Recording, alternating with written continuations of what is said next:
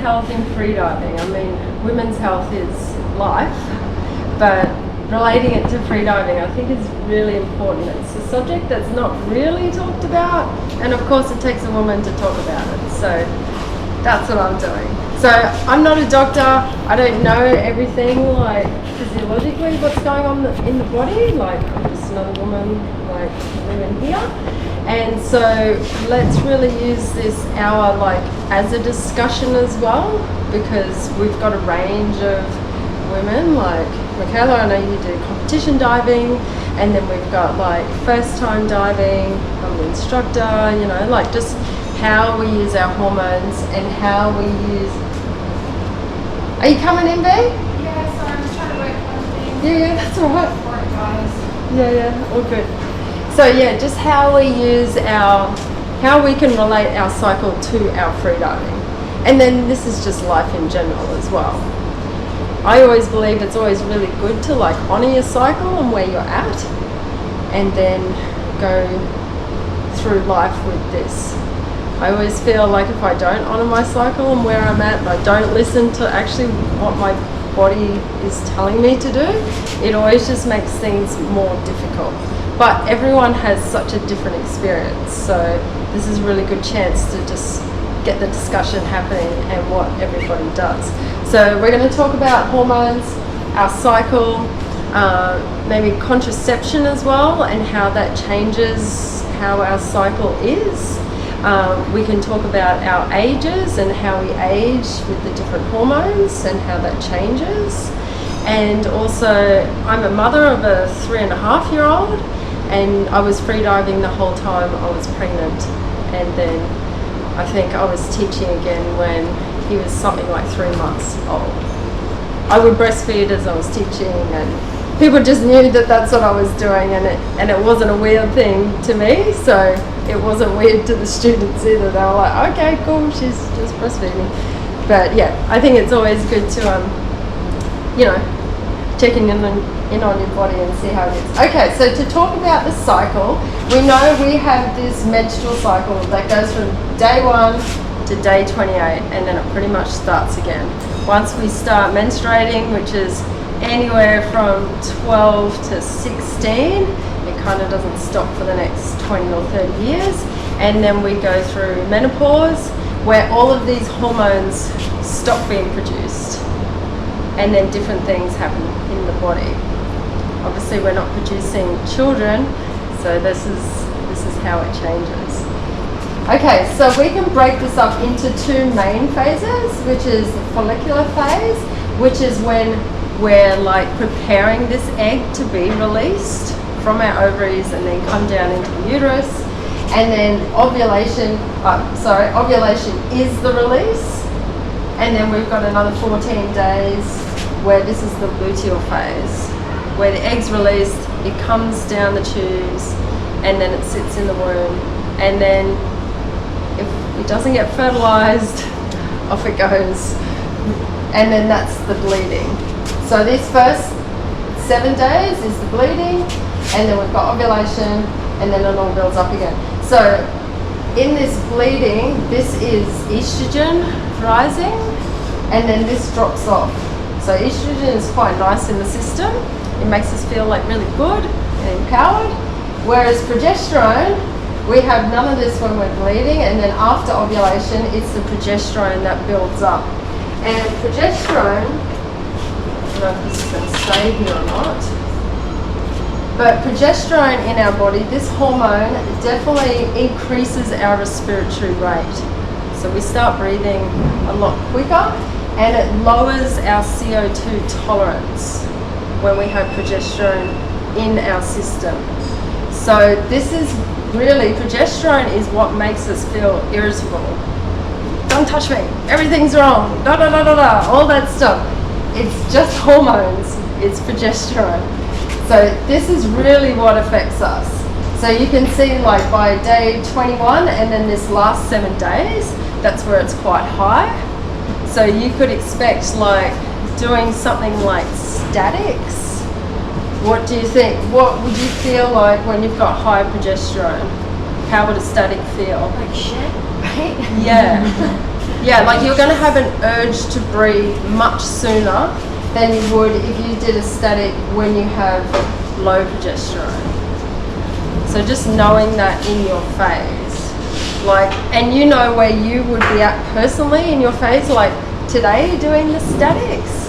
So maybe you could even just start joining those dots together. Like if you're coming up to having your period and you were feeling like an urge to breathe, were you feeling that big? Well, no, I did 245 comfortably, but I know certain dives like are a bit worse when I'm close to my period, which is due in a couple of days anyway.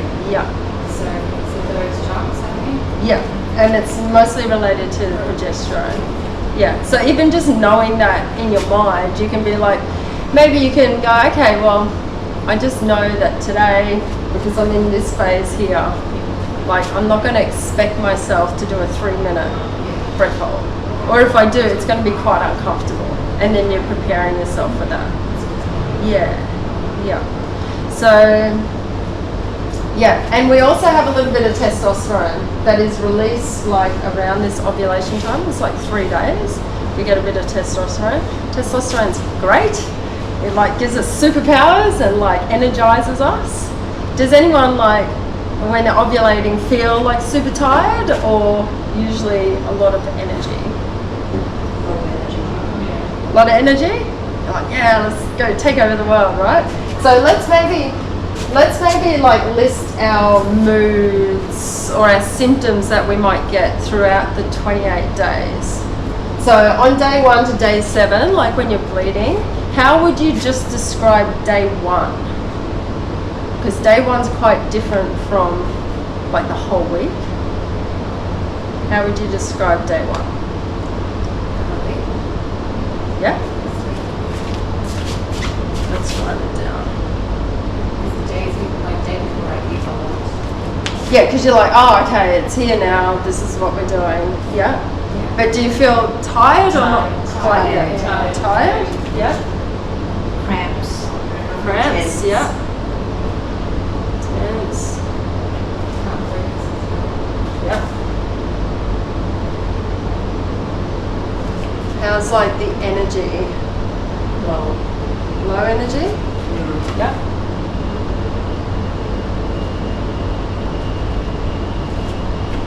Alright. So you're like resting, right? Yeah? Rest time. Okay, so as this estrogen then builds up over the 7 days, and how would you describe the next 7 days until ovulation? What's your energy like? Yeah? Energy's good. In a good mood. Yeah, Positive good mood. Lots of mood. Yep. Feel like you can take on a lot of tasks and things like that. Yeah. So increased tasks. I guess our energy is increased. Mood is good. Yep, we've got that. Okay, so over ovulation, feeling good? Yeah? Most of the time? You got lots of energy, you can stay up late. Yeah, you want to go out and do things. I don't sleep well. You don't? No. Ah. For like 2 days I have really bad sleep. Okay, sleep bad. Over ovulation. Yep. Yeah, it's like you're a bit wired. Yep. Yep. Okay, and then after that, still pretty good. Yep.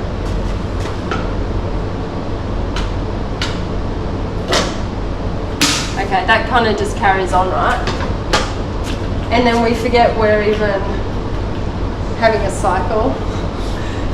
And then what happens in this last 7 days? I think I have to do a lot of cleaning up. Yeah, there's all of a sudden a lot of cleaning to do. Before basically my Yes. cycling I do a lot of cleaning. It's a cleaning to do. It's an expression that we all understand. What else?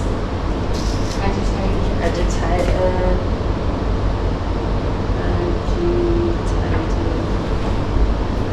Maybe a bit irritable. Yeah. Hungry. Yeah. Hungry. Yeah. Hungry. Body temperature. Hungry. Hungry. Body temperature's like Oh, it's increased. probably more like the day before or two. Body temperature just feels like a big warm-up. Yeah. Temperature increase. You're a bit hungry. Eating. What's your diet like? Sugar cravings? Lots of snacks. Yeah, snacks, sugar. I might drink my alcohol at this time as well. Yeah, okay. This is where I usually feel the symptoms, the PMS symptoms, like also cramps Yep. and migraine. Yep. So headaches. Sad. Sad. Yeah. It's all a bit despair and depressive and like, oh, the world's going to end. What am I doing with my life? Yeah, it's all over. That kind of Why don't I stuff. have any friends? Yeah, what's going on? Yeah. Yeah. I'll call you when I'm in my good little Lose your tank. face. Like, Yeah, so, okay, so how's this all going to relate to like our training? So say we didn't have normal jobs, and so this is 1 to 7, 7 to 14, 14 to 21. How would we see our training then? Where would you be training the hardest? 14 to 7 to 14. Like going by this? Yeah. High load of training. So this is like when you're feeling really good, right? Feeling good. And you're setting goals. PBs. Yeah. Yeah, these would be the 2 weeks where you're really like, okay, if I have all the time in the world and I was going to choose where I was going to do a PB, this would be like your PB kind of range, you would think. We're all very different, and from each day we're very different as well, but you know, on a hormone kind of level, you would think this. Training from your day 1 to 7, what do we all think about that? I would train midweek, Like mid-load. on the 3rd or 4th day. Yeah, That's, okay. I mean, for personally, So that's from when day 1 to 4, no training or just minimal? Rest. Yeah, rest. rest or active rest, walking, yoga. Yeah. Different training, no high intensity like yoga or Yeah. Yeah, just like sitting. even in yoga, like the first 1 and 2 days, like Ashtanga yoga, like that's a day off, those first 2 days. So even like day 1, day 2, like don't do much at all. 4 to 7, just minimal loads, where you're just not pushing your body too much. You're trying to replenish the iron that you've just like gotten rid of, right? And your iron is what holds your oxygen. So it's super important that we have this iron in our system to hold the oxygen. So if you're ever training and around when you're bleeding, you're feeling like, oh, my legs are so heavy, like they're just not moving like they should be, it's low iron. So, you know, eating all your greens with lemon and meat if you eat meat, things like that. It's really important to like build all that up. Okay, so then we can have this 2 weeks of like good PBs, smashing it out, feeling good, superpowers take over the world, and then 21 to 28. Everything's hard. Things are more difficult, right? So we're just gonna take it easy. So maybe mid training. Decrease the load, depending on how you're feeling. Because sometimes it's, you know, it's nice to have something to just set a goal and kind of move through a little bit. There's other freedivers that I've come across that say like day 1 would also be a day of PB, like that they don't feel like this tiredness until day 2. So day 1, when your progesterone is like at its lowest, because you've had the full switch of the hormones, day 1 can also be a day that you, so we'll just put day 1 is also a PB day, where you've just got the help of the hormones giving you a higher tolerance to CO2, which works for your record and what you're doing. So maybe a static might be a better thing to do, and not like a constant weight going down. Yeah. Okay, does that kind of feel like it makes sense to everyone? Just in life in general? Yeah.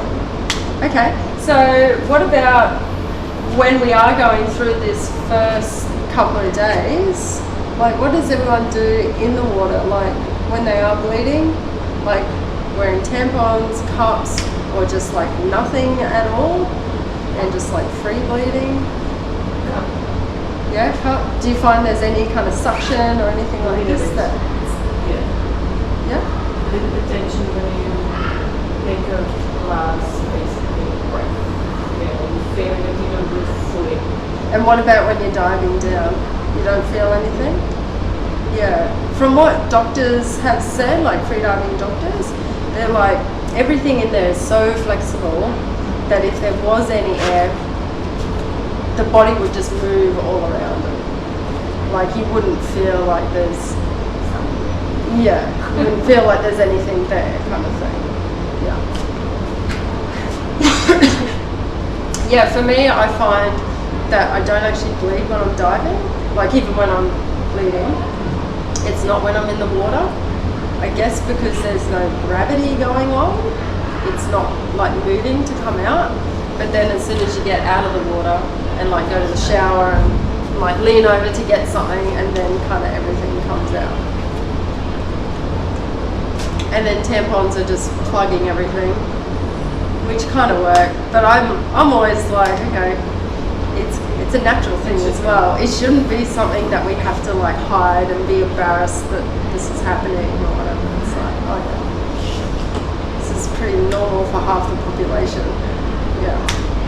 But I think this is very much a Western thing of like hiding your period. Like, it's something that's, no one wants to see. And then that's how females feel, like I'm being my natural self, but no one wants to see my natural self.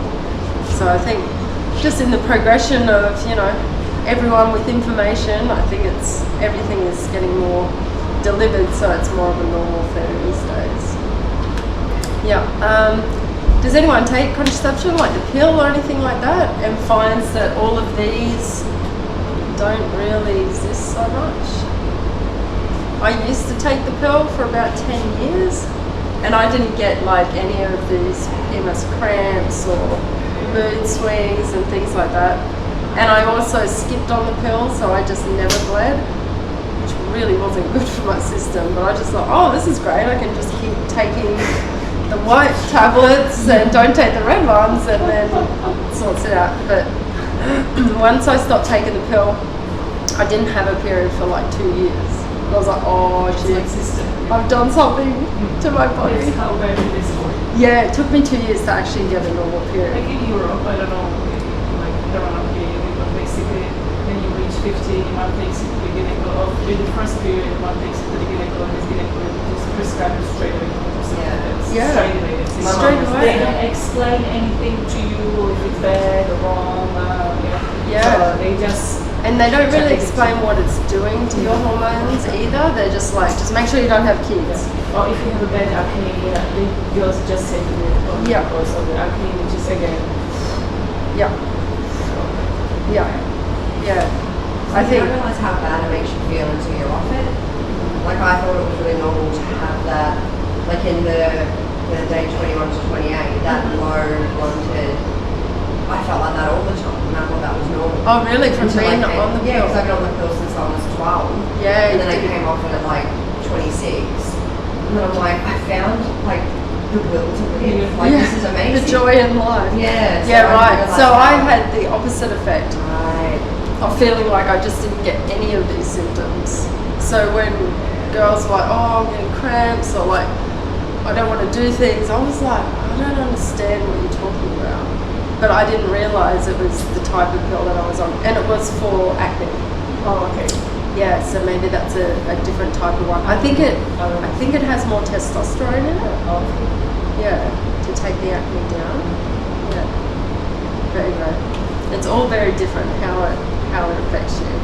Yeah, but I definitely think that understanding your hormones and understanding like what's going on with them and how it changes, like just simple thing of like how much you're actually breathing in a day. Like instead of taking like 8 breaths in a minute, you know, you're taking 12 breaths in a minute. And this just changes how you're responding to your environment. Whether it's your partner or work or whatever, like you just start responding differently. So it's good to just be aware of it and track it. Does anyone track their cycle? Yeah. Yeah. Yes. And it helps, right? Like especially if you have the mood swings going up and down, you're like, oh, okay, that's right. We're on this again.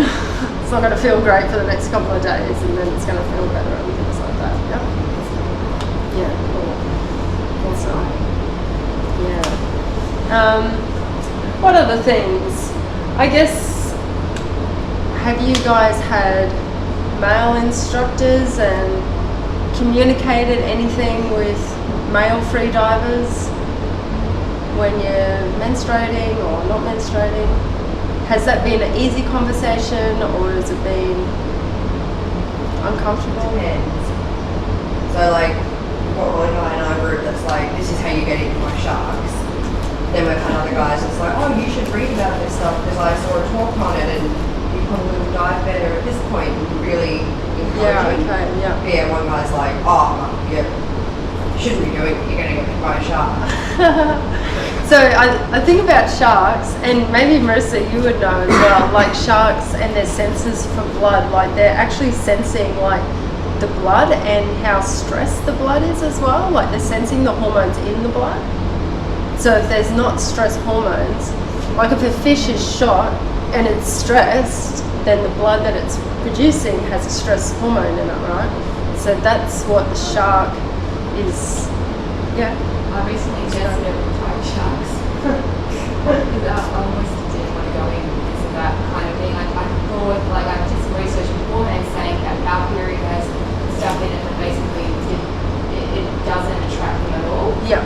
But then when 17 of them came around me and I started to get stressed because they were feeding off the tuna, Uh-huh. I thought, fuck, what am I doing? Like, and then my stress kind of went up. So your stress went up And and then they came up to me. They started nosing up, like really close, and you know, and I thought that was interesting. So the tuna head was Yeah. right there, but they were also they were intrigued of us anyway. But as soon as my stress went up, I noticed a bit more that's not Interaction. scientific, No, but this is but it's like good to hear it. it relates to what you just said about the whole stress kind of Yeah, stuff. because they're sensing And the then when I stress. come, they didn't even, I mean, yeah, whether that's related or not. Yeah.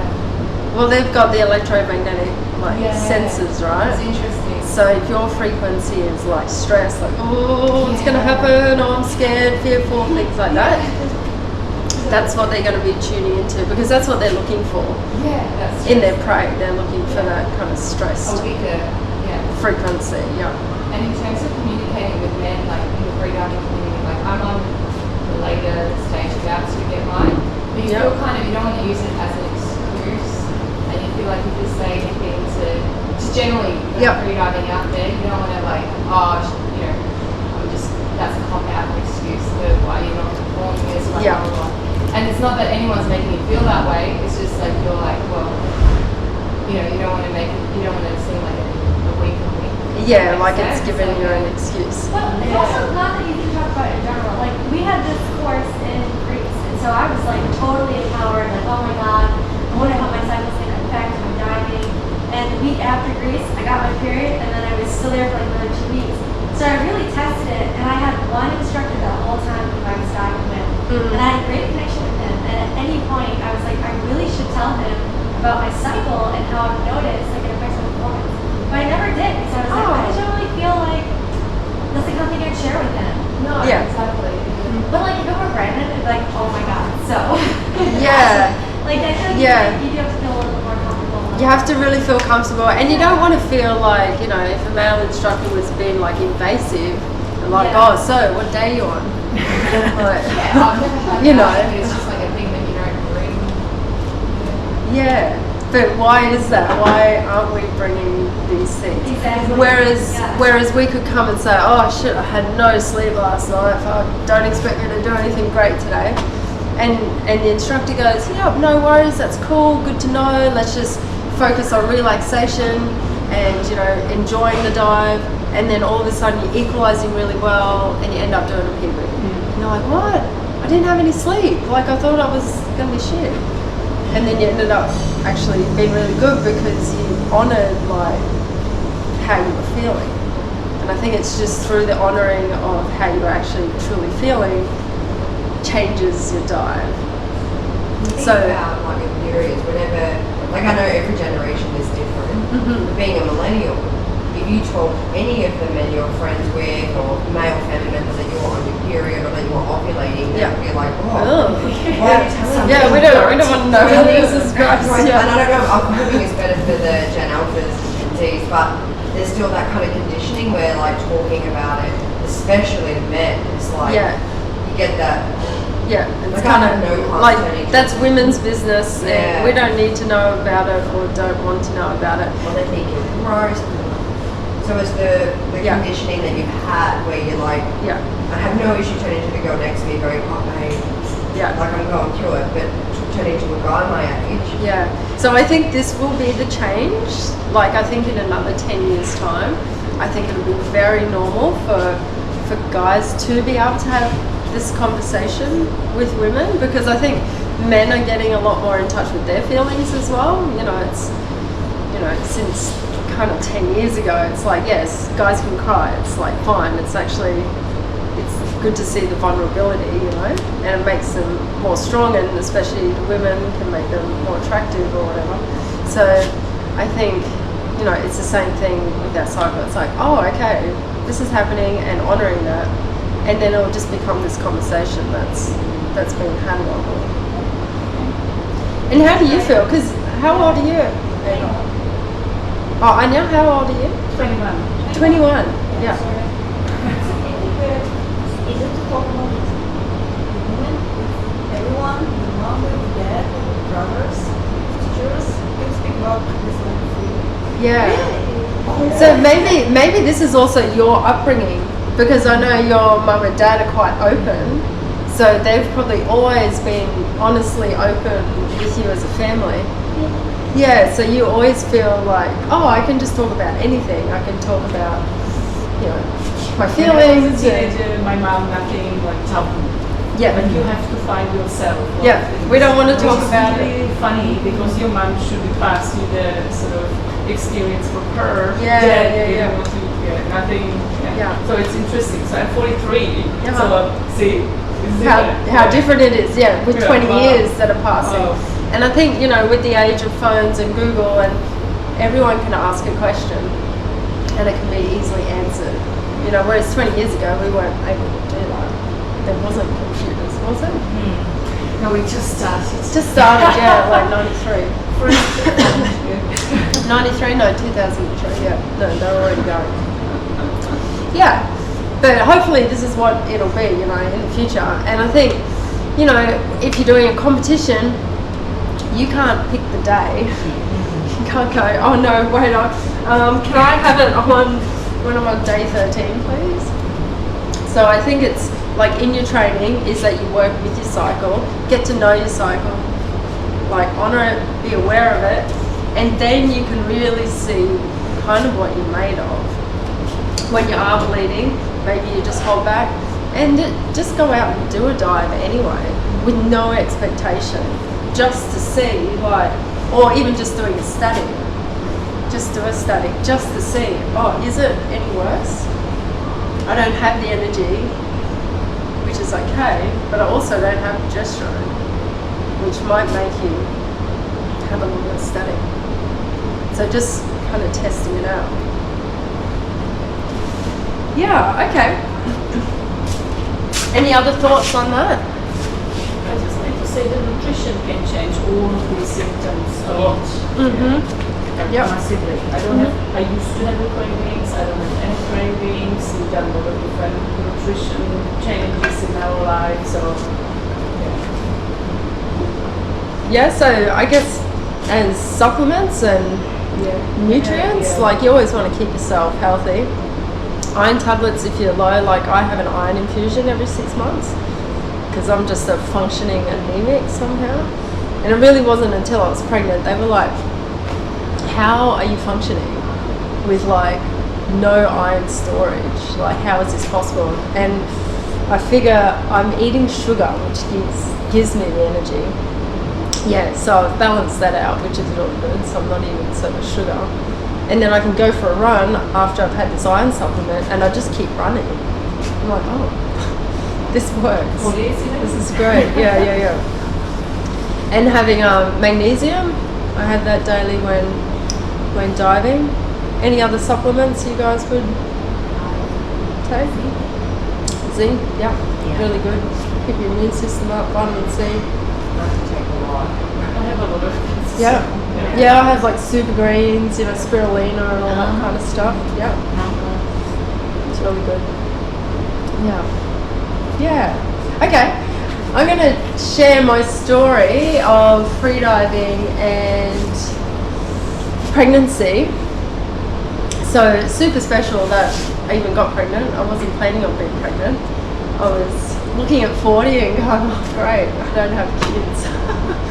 I'm just going to do life like that because it's pretty exciting, when you're child free. You can just travel the world and do all those things.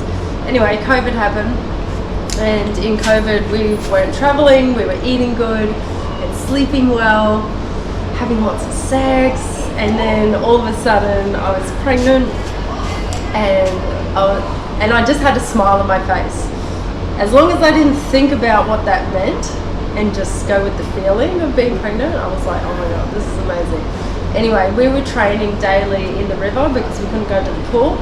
So we were doing daily training like in a line that was 25 meters set up.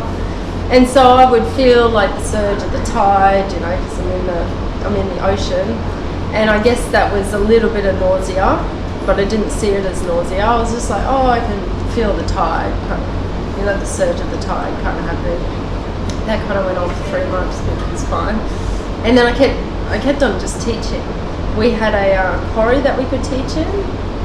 So the boats started running again, and I could be out on the boats and teaching on the boats until about 32 weeks when I had a nice big belly, and the whole bouncing of the boat was just too much. So we would just teach in this lake. And I was teaching up until 39 weeks. And then I thought, I probably should stop. But it felt really good because like my baby was in an ocean itself, and then I was in the water as well, which just made me feel weightless, really good for your joints and your muscles to just not be carrying all that weight. And then diving felt really good. They say with pregnancy, like you should never try something new. Like pregnancy, you just carry on doing what you've already been doing. So I was already diving, happy at 30 meters, no worries. And then teaching, I was only teaching wave 1 courses. So it was only like 15 to 18 meters at max. After about 34 weeks, then I would always have a shadow diver with me. So just like an assistant that was just always ready to dive if I didn't want to dive. And there was only 2 times where I just overheated. You just overheat like really quickly because you can't regulate your temperature so good. So I just had to take my wetsuit off and then I was fine. But I could dive that whole time. Scuba diving and pregnancy is like illegal. So if everyone understands how that works, is the baby is sharing your blood. So you've got that same blood circulating around. And if you're breathing compressed air, then those nitrogen bubbles are then also going through the baby's body. And then if you come up quite fast or something happens, and you don't have a proper deco stop, then those little nitrogen bubbles can get stuck in the baby's joints, which then could, lead to a stillborn or something like this, which is really not good. So if you're pregnant, scuba diving, it's no-go. But freediving, because there's no gas in the baby, like its lungs haven't opened, like its alveoli are still stuck together, so there's no air in the baby, so Boyle's law doesn't apply. Does that make sense? Like the only airways is in the mother's airways. So we can free dive, which is totally fine. The baby doesn't feel any of the pressure. But what is happening with the blood that we're sharing is that the baby's blood has a stronger affiliation, like its hemoglobin has a stronger affiliation to oxygen than my blood. So it takes the oxygen before my hemoglobin takes the oxygen. So it'll take it first. So it was really important that I didn't have any sign of hypoxia.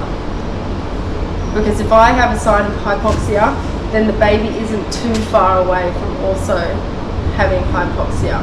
And if the baby feels any kind of hypoxic state, this will induce like an early birth. Because the baby will go, oh, the environment I'm in, has low oxygen, this isn't good, and it will produce hormones to start going through labour. So that was just really important that I didn't have any kind of hypoxic training going on, which you don't really want to either. Like when you're pregnant, you're just like, you're kind of just high on all the oxytocin. You're like, I'm growing a baby, this is great. You're not like, right, I'm going for 50 meters. Like you don't have that drive of all of these hormones going on. You're just like, you're glowing, like pregnant moms are just like, I'm growing a baby. What was the deepest that you dove while pregnant? 18. Yeah. And with not whale sharks, leopard sharks and things like that. Super cool. Yeah. And with big turtles and and I would just have like my two-piece, so I'd have my top up and then my pants down and like my big belly sticking out, and then I wouldn't wear a weight belt because I just totally couldn't have anything around my waist, and I would just wear a neck weight and then dive like that. So I'd be diving with this huge belly sticking out, and it felt great. And divers would be like, is this okay? I'm like, yeah, it's all good, it's totally fine. Yeah. So it was really nice to do. So you just never know what you guys might come across if you get pregnant and things like that. But I found, coming back to your breath, breathing in the water and being pregnant was actually a really nice thing to do. And then I started running like pregnancy water classes where we would heat up our tank to like a nice 30 degrees, not too hot for pregnant women, but a nice 30 degrees, and have nice like tubes and things like that where pregnant mums can just hang on the tubes, and we would just go through lots of nice relaxing breath exercises, which is just really good for the nervous system to just down regulate. Yeah. All right. Is there any questions you guys have? So how many weeks were you when you had him? What was that, How sorry? many weeks were you when you had him? I was 42. Okay, and so you dove until 34. No, until 39. Sounds really good. Wow. Yeah, so I stopped only because I was like, well, I'm due in a week, I probably should stop. So I did. And then Oshi was like, I'm not coming out, this is great. And then it took another 3 weeks for him to actually come out. Yeah. But all of the freediving, like breathing techniques and the awareness that you have like on your body and your nervous system is really great skills for birth. So I just took all of those skills into birth, and just like, when you're doing no fins and you're like full power, rest. Okay, full power, rest. It's the same thing in birth. You have the surges and it's full power, and then when you rest, you completely rest. And then full power, and then completely rest. So just having those feelings of awareness of how much can you actively relax like right now in a static was really important for that whole labor cycle. Yeah. Anything else? Yeah. Just wanted to answer that because I want to say like what's having CQA, but you said you had a 2-1, so that it was out. Yeah. Are they doing some special? No, there's no special wetsuit. It will be so funny. Yeah, I mean, I guess we weren't in very cold water either. We're in like 26 degree water. Yeah, so not freezing cold. Oh, what about ice baths? Does anyone do ice baths? Yeah? And you know, with your cycle, like day 1 and day 2, or like when you're bleeding, you shouldn't really go in ice baths? You didn't know that? Because it makes I don't go there. Yeah. Because the cold makes everything quite tense, and that's really not good when you're bleeding. You want everything nice and warm and relaxed and flowing. Yeah, so it's not good to have a cold shock when you're bleeding.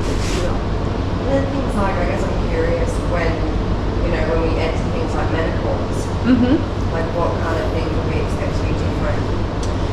From what I know is that you don't have the estrogen or progesterone, like all your hormones disappear. And from what I've heard, it feels like you're dying.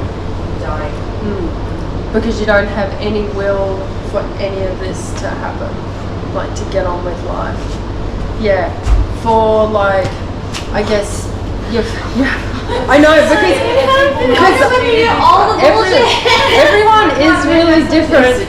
But I think because I'm 43, like I'm in the next 10 years, I'm kind of heading towards perimenopausal. I think all active people don't have this experience like feeling down. If you keep yourself very active and like nutrition and everything, you can go very apparently easy through the menopause. You don't feel anything like that. A lot of people who are sedentary, not doing anything, they feel like that they are 90 already. Yeah, and keeping the body active. fit. Yeah, and active. You have to do a lot of, I don't know, like after 40 basically, I don't know if I'm the oldest one, everything going down. Your recovery is longer, you don't have that much energy to do the weightlifting or anything which you need to do because your body mass is getting very low. I felt like we had a business and everything was very stressful, and I lost like a half of my muscle mass so rapidly within half of the year because I wasn't training, I was just concentrating on the business. So it's so hard to build up again. Like after 40, you go 35, but 40, seriously you feel it. You feel it. Yeah, so definitely. You have to pump up with a lot of the nutrients and be really aware of what you're sort of doing. I don't do the cycle sort of where when I am, but nutritional one and fitness. You're keeping on top of, I have to really push myself. Like morning yogas here are fantastic, and I actually create, because of my business, I have a rheumatoid arthritis, so basically autoimmune disorder, which my immunity is attacking inside. So all of this, it's really beneficial and I feel great. Like joints are not swelling, yoga is helping. And it's looking after your bones as well. Like don't wait until you're old to start strengthening your bones. Like strengthen it from like 35 onwards. I know it's weird to say, but you start. Start when you're younger, so it's easier as you're older. My nan said that, she's like, she's 70 now, she's 80, and she's like, I've got friends who are decrepit and friends who are really active, and the ones that are active are the ones that have been doing Pilates since they were 40. Exactly, and just keep this regular active training happening. When we said basically pregnant and driving, your body doesn't know anything else. A lot of weightlifters, they are pregnant every day because their body feels great, doesn't really matter. They're ready. I know that people are what she's doing. But if your body's used to it, then it's fine. Like if you do handstands in your yoga practice all the time, then do handstands when you're pregnant.